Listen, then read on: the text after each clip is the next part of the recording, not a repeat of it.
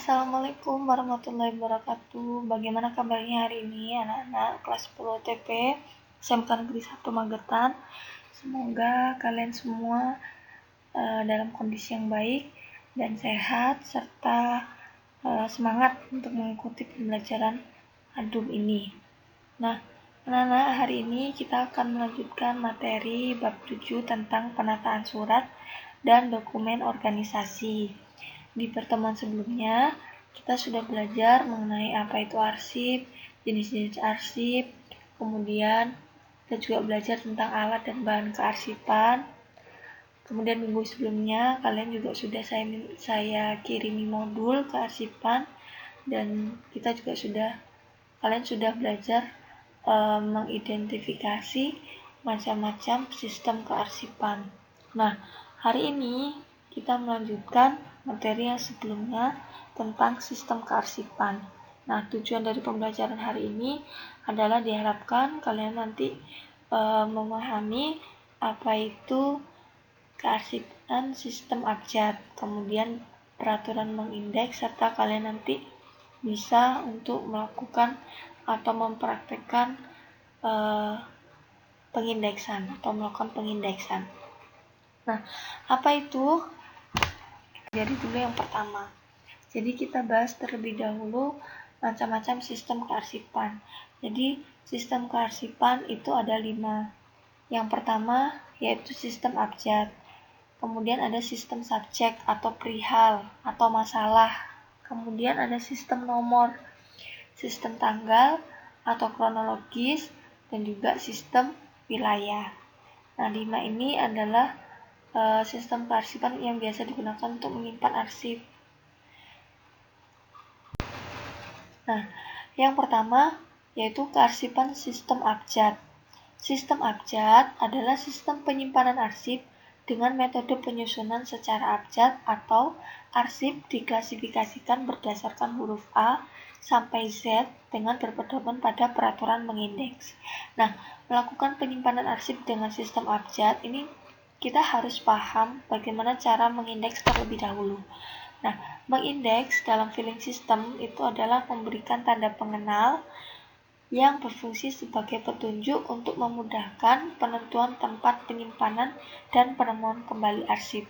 Jadi, bagaimana cara kita menentukan arsip itu disimpan di lemari A atau di lemari B, di guide A atau di guide B. Nah, itu dapat kita lakukan dengan cara melakukan pengindeksan. Nah, kegiatan mengindeks itu meliputi memilih kata tangkap atau caption dan mengabjad. Tujuannya adalah untuk mengelompokkan arsip dengan kode kegiatan yang sama ke dalam satu berkas. Nah, biasanya kita menggunakan sistem abjad itu karena arsip itu cenderung dicari atau diminta melalui nama. Nah, kemudian biasanya orang memilih menggunakan sistem abjad juga karena keinginan petugas untuk menyatukan dokumen atau arsip dari yang namanya sama. Nah, makanya sering dipakai. Kemudian sistem ini juga, sistem nama atau sistem abjad itu juga lebih mudah diingat. Nah, di modul kalian halaman 157 itu ada peraturan mengindeks yang dikutip dari buku Kesekretarisan Modern dan Administrasi Perkantoran Yatimah 2009. Ada beberapa peraturan mengindeks yang harus dipahami. Nah, jadi ada perbedaan bagaimana mengindeks nama orang, nama perusahaan, itu ada caranya. Jadi itu akan kita pelajari. Misalnya yang pertama, nama biasa. Maka yang diindeks sebagaimana nama itu ditulis. Misal, Andi Setiadi. Nah, cara mengindeksnya adalah dengan membalik kata atau nama tersebut. Jadi, Setiadi Andi. Maka kodenya adalah diambil dari 2 huruf paling depan, yaitu SE.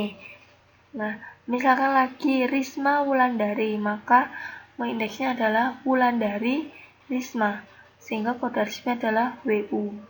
Kemudian nama perseorangan yang memakai nama keluarga, maka unit pertama adalah nama keluarga. Misal Elaine Hartanto, maka diindeks dengan cara dibalik.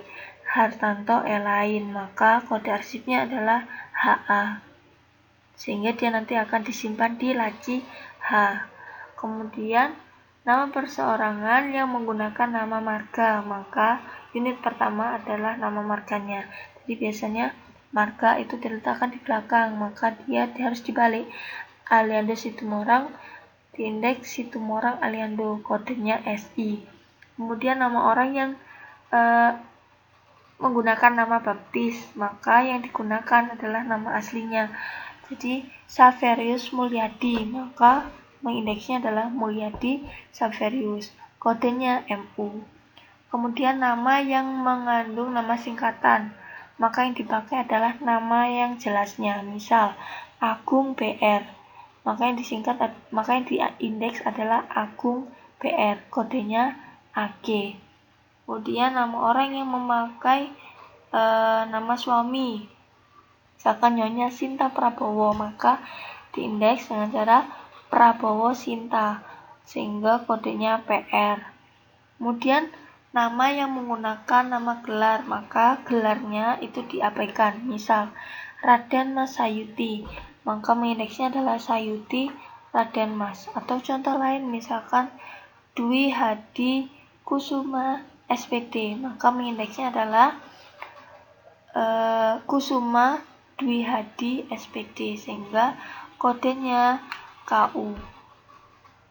Kemudian nama instansi pemerintah, maka yang diutamakan adalah kata pengenal yang terpenting dari instansi tersebut, sedangkan nanti bentuk instansinya itu diletakkan di unit paling belakang. Misal lembaga administrasi negara, maka kata yang paling penting itu adalah administrasi negara, atau nama instansinya itu adalah administrasi negara, maka diindeks dengan cara administrasi negara lembaga, kodenya AD. Selanjutnya, nama instansi pemerintah, atau nama wilayah, maka yang diutamakan adalah nama wilayahnya, kemudian diikuti bentuk kata tingkat badannya. Misal Pemkab Magetan atau pemerintah Kabupaten Magetan, maka yang diindeks adalah nama wilayahnya, maka Magetan pemerintah kabupaten, kode arsipnya adalah MA. Kemudian nama perusahaan atau nama kantor atau organisasi yang populer dengan singkatannya, maka tidak perlu dipanjangkan dan diindeks sesuai dengan nama singkatannya. Misal Telkom, nah karena dia sudah terkenal sebagai dengan nama Telkom, maka ini tidak perlu dipanjangkan, sehingga kode arsipnya adalah TE.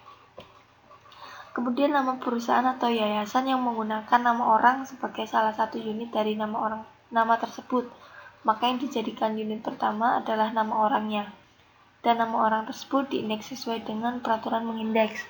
Misal Rumah Sakit Kurtati, Kurtati ini adalah nama orang, maka indeksnya adalah Kurtati Rumah Sakit, kode arsipnya KU.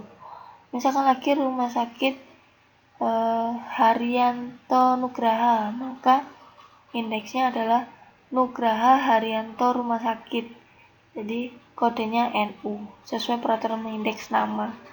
Kemudian nama perusahaan yang dijadikan unit pertama adalah kata-kata pengenal yang terpenting dari nama perusahaan tersebut, dan bentuk perusahaannya dipakai sebagai unit terakhir. Misal Bank Mandiri, nah bentuk perusahaannya adalah bank, maka sedangkan Mandiri ini adalah namanya, maka mengindeksnya adalah Mandiri Bank. Kemudian PT Sinar Dunia, nah Sinar Dunia ini adalah nama perusahaan, tidak boleh dibolak-balik, beda dengan kalau kita mengindeks nama orang. Jadi dia menulisnya adalah Sinar Dunia PT, kodenya SI. Kemudian nama organisasi badan sosial yang dijadikan unit pertama ialah kata pengenal yang terpenting dari nama organisasi tersebut, dan bentuk organisasinya dijadikan sebagai unit terakhir. Misal Persatuan Wartawan Indonesia, maka mengindeksnya adalah Wartawan Indonesia Persatuan, kodenya WA. Selanjutnya adalah kearsipan sistem subjek atau perihal atau masalah. Nah, Sistem ini adalah tata cara penyimpanan arsip dengan menggunakan pokok masalah sebagai pedoman mengatur penyimpanan. Jadi, arsip diklasifikasi berdasarkan kegiatan-kegiatan yang berkenaan dengan masalah-masalah yang berhubungan dengan kantor. Nah, masalah tersebut dikelompokkan menjadi suatu subjek yang disusun berdasarkan daftar indeks. Jadi, sebelum melakukan penataan arsip menggunakan sistem subjek, terlebih dahulu harus diketahui daftar klasifikasi subjek. Nah, kalau sebelumnya sistem abjad, kita harus melakukan pengindeksan atau membuat indeks arsip. Kalau di sistem subjek, kita harus membuat daftar klasifikasi subjek. Nah, apa itu daftar klasifikasi subjek? Yaitu daftar yang berisi pengelompokan arsip sesuai atau berdasarkan dengan masalah atau subjeknya. Nah, klasifikasi arsip itu nanti dibuat secara berjenjang. Nah, di samping ini adalah contoh gambar penyimpanan arsip menggunakan sistem subjek. Jadi, kalau sebelumnya di sistem abjad, di laci filing kabinet ini yang tertulis adalah abjad dari A sampai Z. Tapi kalau menggunakan sistem subjek, maka yang ditulis di sini adalah pokok masalahnya. Jadi subjek atau perihalnya. Contoh di sini misalkan kepegawaian, keuangan, pemasaran. Jadi di dalam laci kepegawaian maka nanti akan ada arsip-arsip yang berkaitan dengan kepegawaian. Nah, klasifikasi disusun secara berjenjang atau berurutan mulai dari yang pertama yaitu masalah pokok atau primer atau main subject, diikuti dengan sub masalah pokok atau sekunder atau sub subjek, dan diikuti oleh sub masalah kecil atau tersier atau sub-sub subjek. Misalnya, kepegawaian. Nah, kepegawaian ini adalah main subjek atau masalah pokoknya. Jadi di dalam organisasi atau instansi, biasanya kegiatan paling utama itu terbagi menjadi misalkan keuangan, kepegawaian, pemasaran. Nah, jadi yang paling utama atau pokok itu menjadi main subjeknya. Kemudian misalkan dalam kepegawaian itu ada kegiatan pengangkatan, cuti pegawai, dan lain sebagainya misalkan. Nah, pengangkatan dan cuti pegawai itu merupakan sub masalah pokok atau sub subjek. Nah, di dalam pengangkatan nanti dia juga ada terdapat beberapa kegiatan lagi, misalkan ada pengangkatan caleg atau calon pegawai, pengangkatan CPNS, maka dua kegiatan itu menjadi sub-sub subjek atau sub masalah kecil. Nah, di cuti pegawai misalkan, cuti pegawai itu kegiatannya juga masih ada banyak, misalkan masih ada cuti hamil, cuti tahunan, cuti